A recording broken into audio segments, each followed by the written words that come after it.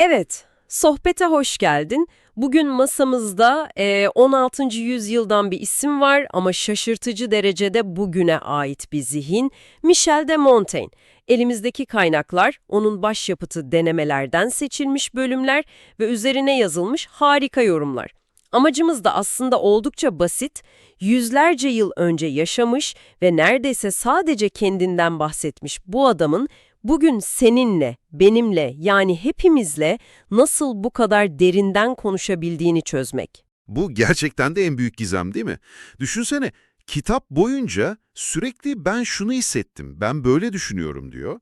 Ama sonunda sen kitabı kapattığında aslında kendini düşünürken buluyorsun. Bizim görevimiz de tam olarak bu.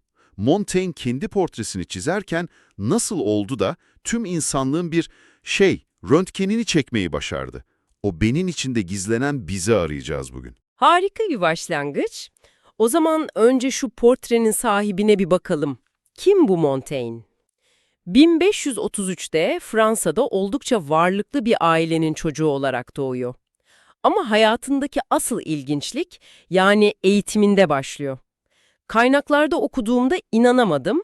6 yaşına kadar etrafındaki herkesin onunla sadece Latince konuşması sağlanmış. Evet, babasının bir projesi bu. Resmen ana dili Latince olmuş. Aynen.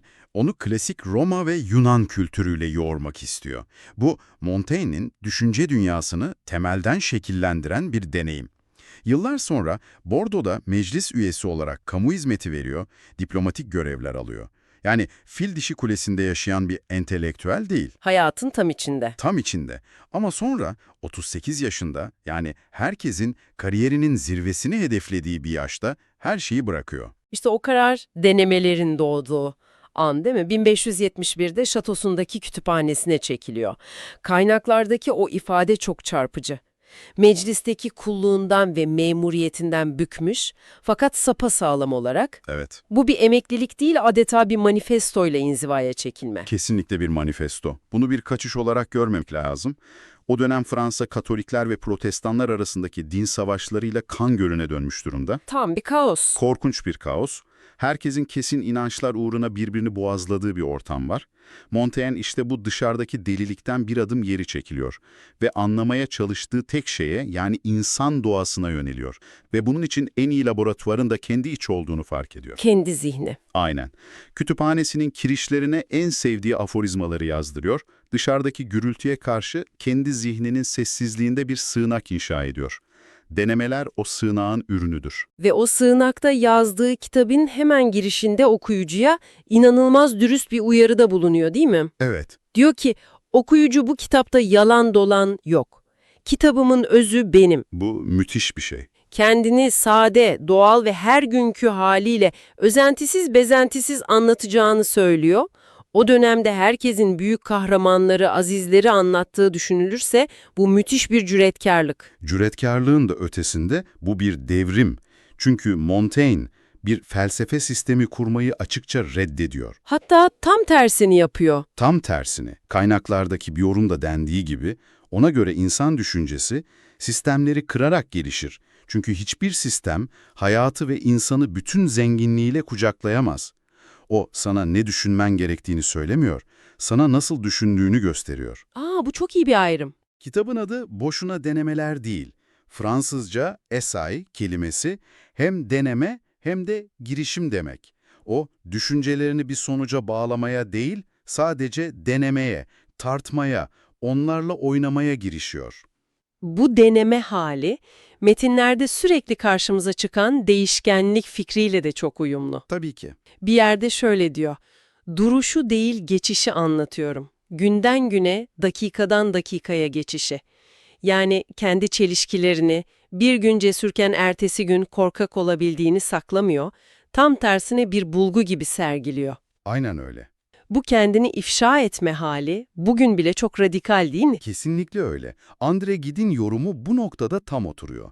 Montaigne'e göre tek bir sabit gerçek var. O da kendisi. Gerçek benim, diyor.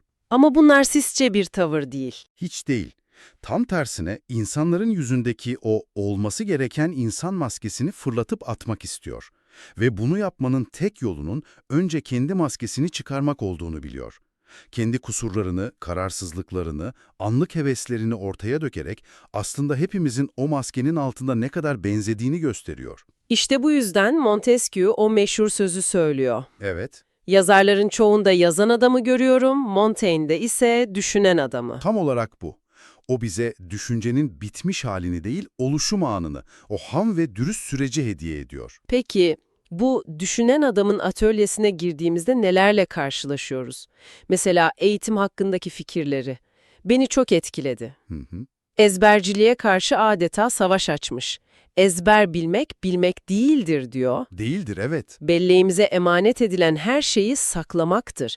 Bilginin öğrencinin kendi malı haline gelmesi gerektiğini. Onu çiğneyip sindirmesi gerektiğini söylüyor. Aynen öyle. Ve bu aslında onun genel kuşkuculuğunun doğrudan bir yansıması. Eğer her şeyden şüphe duyman gerekiyorsa, sana sunulan hazır bilgiyi de olduğu gibi kabul edemezsin. Doğru. Onu kendi aklının süzgecinden geçirmelisin. Ona göre öğrenimin amacı bir ansiklopedi olmak değil, daha iyi ve daha akıllı olmaktır. Yani bilgiyi bir amaca dönüştürmek. Bir araca, daha erdemli ve bilge bir hayat yaşamak için bir araca dönüştürmek. Felsefeyi de bu noktada yeniden konumlandırıyor.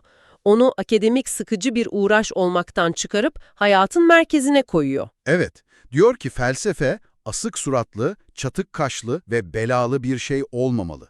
Aksine ruhun fırtınalarını dindirmeyi, açlığı ve hastalığı gülerek karşılamayı öğretmeli. Harika bir tanım. Hatta bilgeliğin en net göstergesinin sürekli bir sevinç olduğunu iddia ediyor. Bu sürekli sevinç hali dogmatik ve kesin yargılarla pek mümkün değil gibi. Değil, evet. Bu da bizi galiba onun en bilinen özelliğine, o meşhur kuşkuculuğuna getiriyor. Voltaire'in onun için söylediği o harika dize gibi. Kuşku duymasını bilmiş, burnu bile kanamadan. Çok güzel. Bu her şeyi reddeden bir inançsızlık değil ama. Daha çok bir entelektüel alçak gönüllülük, ben her şeyi bilirim demenin kibrine karşı, emin değilim demenin bilgeliği. Bu alçak gönüllülük farklı kültürlere bakışında da kendini gösteriyor, değil mi? Kendi toplumunun doğrularını evrensel gerçekler olarak kabul etmiyor. Kesinlikle. O meşhur örneği veriyor.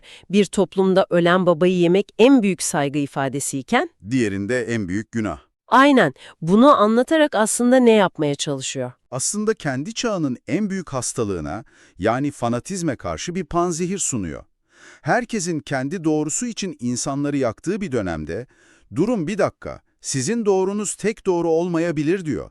Çok cesurca. Çok, insan her bakımdan ve her yönden yamalı, alaca bulacadır diyerek, insan doğasının ne kadar karmaşık ve çelişkili olduğunu hatırlatıyor. Bu yüzden peşin hükümlerden, toptancı yargılardan kaçınmamızı öğütlüyor. Bu 16. yüzyıl Fransa'sı için ne kadar hayati bir mesajsa, Bugünün kutuplaşmış dünyası içinde o kadar hayati. aynen öyle. Ve bu hayata dair kuşkucu ve esnek bakışı ölüm konusundaki tavrına da yansıyor. Ölümden korkmak yerine, Onu hayatın bir parçası olarak kabul ediyor. evet, dünyaya geldiğiniz gün bir yandan yaşamaya, bir yandan ölmeye başlarsınız. Bu cümlede müthiş bir sükunet var. Tamamen öyle. Çünkü ölüm korkusunun hayatı zehirlediğini düşünüyor. Ölümü sürekli bir tehdit olarak görmek yerine, onu hayatın bir koşulu, tamamlayıcı bir parçası olarak görmeyi öneriyor. O çarpıcı cümlesi aslında modern insanın da en büyük çıkmazını özetliyor. Yaşamımızı ölüm kaygısıyla, ölümümüzü de yaşama kaygısıyla bulandırıyoruz. Evet. Yani ne tam olarak yaşayabiliyoruz ne de huzurla ölebiliyoruz. Montaigne ise bize şunu söylüyor: yaşamayı öğrenin, ölüm kendiliğinden gelecektir. Ölümü düşünerek yaşamayı unutmayın. Bu insanı inanılmaz derecede özgürleştiren bir bakış açısı. Kesinlikle. Bu kadar dürüst, bu kadar filtresiz bir zihinle karşılaşınca sonraki yüzyıllardaki yazarların ondan neden bu kadar etkilendiğini anlamak kolaylaşıyor. Kaynaklarda Emerson'ın bir sözü var, beni çok etkiledi.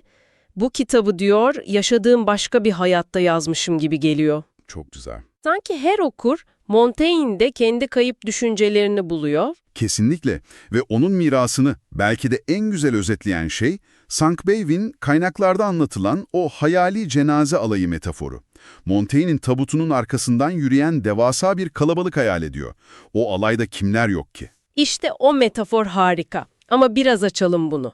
Kimler var o alayda ve Montaigne'den tam olarak net çalmışlar? Harika bir soru. Düşünsene, alayın ön saflarında Jean-Jacques Rousseau yürüyor. Neden? İtiraflar yüzünden mi? Tam olarak. Çünkü Montaigne'in o cüretkar ben demesi olmasaydı, Rousseau belki de modern otobiyografinin temel taşı olan itirafları asla yazamazdı. Montaigne, bireyin iç dünyasının anlatılmaya değer olduğunu kanıtladı, Rousseau da bu kapıdan içeri daldı. Peki ya Voltaire? Hemen arkasında Voltaire var. O ne aldı Montaigne'den? O meşhur kuşkuculuğunu aldı ve onu kiliseye, devlete, yerleşik tüm kurumlara karşı keskin bir silaha dönüştürdü. Anladım. Montaigne'in kişisel sorgulamasını Voltaire toplumsal bir eleştiriye evriltti. Yani her biri Montaigne'in zihin atölyesinden farklı bir alet alıp kendi dünyasını inşa etmiş gibi. Tam olarak bu. Shakespeare'in bile Fırtına oyunundaki bazı tiradları doğrudan denemelerden aldığı söylenir. La Fontaine, Pascal, Emerson, liste uzayıp gidiyor.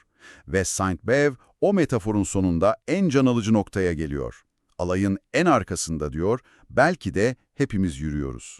Çünkü Montaigne bize bir doktrin, bir izin bırakmadı. Hayır, bize çok daha değerli bir şey bıraktı. Bir düşünme biçimi.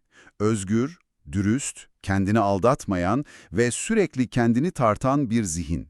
Her okur o alayda kendi yerini buluyor. Özetle Montaigne, en kişisel olanın aslında en evrensel olabileceğini gösterdi. Kesinlikle. Sadece bir insanı, yani kendini anlatarak hepimize dair temel bir hakikati ortaya koydu. İnsan, sabit ve tanımlanmış bir varlık değil, sürekli akan, değişen, çelişkilerle dolu bir süreçtir. Aynen. Kendi içindeki bu yolculuğu kayda geçirerek insanlık halinin ne olduğunu hepimize gösterdi. Ve sana veda etmeden önce aklında kalması için son bir düşünce bırakalım. Montaigne, gerçek zihinsel özgürlüğümüz için kendimize dükkanın arkasında yalnız bizim için bağımsız bir köşe ayırmamız gerektiğini söyler.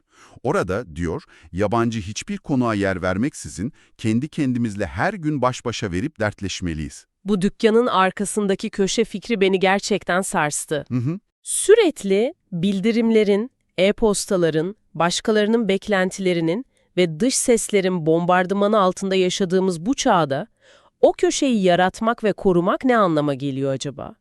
Telefonumu elime almadığım, sadece pencereden dışarı baktığım o birkaç dakika mı benim köşem, yoksa artık böyle bir köşe imkansız hale mi geldi? İşte bu, Montaigne'in 450 yıl öncesinden bize sorduğu en modern soru. O, kendi kütüphanesini dükkanının arkasındaki köşe yapmıştı.